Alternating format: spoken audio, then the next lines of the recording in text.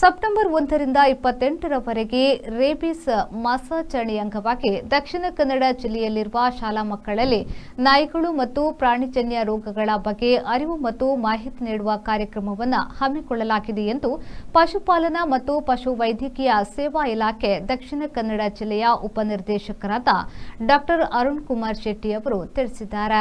ವಿ4 ನ್ಯೂಸ್ನೊಂದಿಗೆ ಮಾತನಾಡಿದ ಡಾ ಅರುಣ್ ಕುಮಾರ್ ಶೆಟ್ಟಿ ಅವರು ಸೆಪ್ಟೆಂಬರ್ ತಿಂಗಳಲ್ಲಿ ರೇಬಿಸ್ ಮಾಸಾಚರಣೆಯನ್ನ ಹಮ್ಮಿಕೊಳ್ಳಲಾಗಿದ್ದು, ಸಾಕು ನಾಯಿ ಮತ್ತು ಬೀದಿ ನಾಯಿಗಳ ಬಗ್ಗೆ ದಕ್ಷಿಣ ಕನ್ನಡ ಜಿಲ್ಲಾ ವ್ಯಾಪ್ತಿಯ ಶಾಲಾ ಮಕ್ಕಳಿಗೆ ರೇಬಿಸ್ ಅರಿವು ಮೂಡಿಸುವ ಮತ್ತು ಪ್ರಾಣಿಜನ್ಯ ರೋಗಗಳ ಬಗ್ಗೆ ಮಾಹಿತಿ ನೀಡುವ ಸಲುವಾಗಿ ಪಶು ವೈದ್ಯಾಧಿಕಾರಿ ಕಾರ್ಯನಿರ್ವಹಿಸಲಿದ್ದಾರೆ ಎಂದು ಹೇಳಿದರು. ಸೆಪ್ಟೆಂಬರ್ ಮಾಹೆಯಲ್ಲಿ ನಾವು ರೇಬಿಸ್ ಮಾಸಾಚರಣೆಯನ್ನು ಆಚರಣೆ ಮಾಡ್ತಾ ಇದ್ದೇವೆ. ಸೆಪ್ಟೆಂಬರ್ 1ರಿಂದ ಸೆಪ್ಟೆಂಬರ್ 28ರವರೆಗೆ ನಮ್ಮ ಜಿಲ್ಲೆಯಲ್ಲಿರುವ ಎಲ್ಲ ಶಾಲೆಗಳಿಗೆ ನಾವು ನಮ್ಮ ವೈದ್ಯರು ಪಶುವೈದ್ಯರು ಭೇಟಿ ಕೊಟ್ಟು ಅಲ್ಲಿ ಮಕ್ಕಳಿಗೆ ಈ ನಾಯಿಗಳ ಬಗ್ಗೆ ಮತ್ತು ಪ್ರಾಣಿಜನ್ಯ ರೋಗಗಳ ಬಗ್ಗೆ ಅರಿವು ಕಾರ್ಯಕ್ರಮ, ಅಂದರೆ ರೇಬಿಸ್, ಮುಖ್ಯವಾಗಿ ರೇಬಿಸ್, ಪ್ರಾಣಿಜನ್ಯ ರೋಗಗಳಲ್ಲಿ ರೇಬಿಸ್ ಅತಿ ಮುಖ್ಯವಾದ್ದು. ಇದು ನಾಯಿ ಬೆಕ್ಕುಗಳಿಂದ ಹರಡುವಂಥ ಒಂದು ಕಾಯಿಲೆ.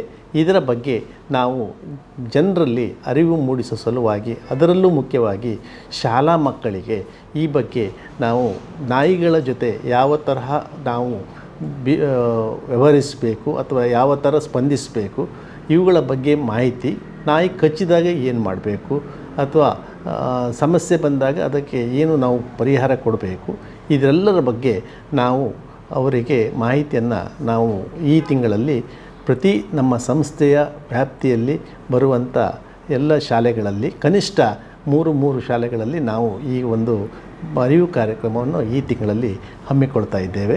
ಇದು ನಮ್ಮ ಪಶುವೈದ್ಯರು ತಮ್ಮ ವ್ಯಾಪ್ತಿಯಲ್ಲಿ ಈ ಕಾರ್ಯಕ್ರಮವನ್ನು ನಡೆಸಿಕೊಡ್ತಾ ಇರ್ತಾರೆ. ಹಾಗೆ ನಾವು ಕರಪತ್ರಗಳನ್ನು ಕೂಡ ಈ ಬಗ್ಗೆ ನಾವು ಮಕ್ಕಳಿಗೆ ನೀಡ್ತೇವೆ.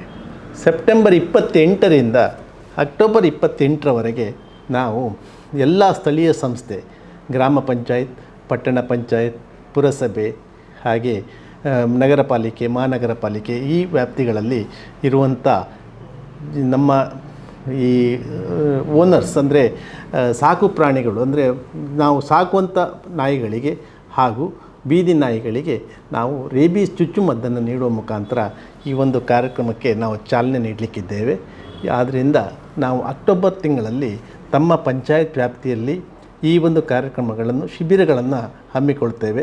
ಇಂತಹ ಸಂದರ್ಭಗಳಲ್ಲಿ ತಾವು ಆ ಶಿಬಿರಗಳಲ್ಲಿ ತಾವು ತಮ್ಮ ಸಾಕು ನಾಯಿಗಳು ಹಾಗೂ ಬೀದಿ ನಾಯಿಗಳನ್ನು ಸಾಧ್ಯವಾದರೆ ನಮಗೆ ತಂದರೆ ನಾವು ಅದಕ್ಕೆ ಲಸಿಕೆ ಮಾಡಲಿಕ್ಕೆ ಉಚಿತವಾಗಿ, ಸರ್ಕಾರದಿಂದ ಈ ಬಗ್ಗೆ ಈಗಾಗಲೇ ಲಸಿಕೆ ಉಚಿತವಾಗಿ ಸರಬರಾಜಾಗಿದೆ.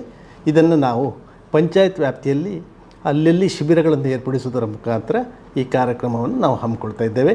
ಇದಕ್ಕೆಲ್ಲ ನಿಮ್ಮ ಸಹಕಾರ ಮತ್ತು ಸ್ಥಳೀಯ ಆಡಳಿತದ ಸಹಕಾರ ನಮಗೆ ಬೇಕು. ಮಂಜುನಾಥ್ ಪ್ರಸಾದ್, ವಿ4 ನ್ಯೂಸ್, ಮಂಗಳೂರು.